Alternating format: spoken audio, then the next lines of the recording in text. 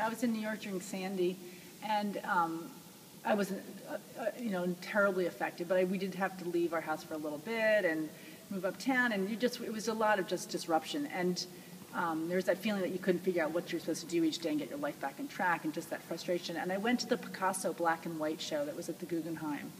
And I have to say, more profoundly, I think, than any time I've ever seen a piece of art, I just fell into that show, like falling into like someone's arms, and I was so happy to be there, and I was so in the present moment, because everything around me was so chaotic. And for me, it was a profound moment of recognizing the real power of art, the healing power of art, the guiding power of art, the beautiful power of art. And I think sometimes you almost take it for granted, because we are so lucky. We live in these amazing cities. We're in this incredible place, just like now, which we're surrounded by beauty. But I think when you do ever run up against adversity or moments in your life which are slightly difficult, I think art can be a real salvation. I think it's very interesting to look at art in those terms of spirituality, especially since in the case of music, and art as well has sort of become, it's used in a lot of advertisements, and it's not just in museums, and it's not just on walls.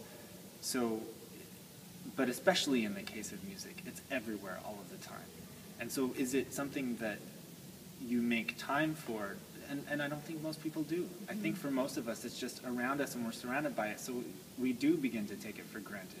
And for me, to be a performer and to try to connect with something that can't be manipulated by an editing room, that can only happen in a live performance in front of live people where you feel the energy passing back and forth. And that creates such a special bond that is not just between people, but is also between something that we play with and don't really understand. And for me, that's what it really comes down to, is it's play, in a way. It's kind of spiritual play. You're messing around with things that you don't really understand, but trying to find the rules. What are the rules? What makes us feel a certain way? What makes us feel like our life has meaning? What makes us feel, what puts a smile on our face, and what makes us sad?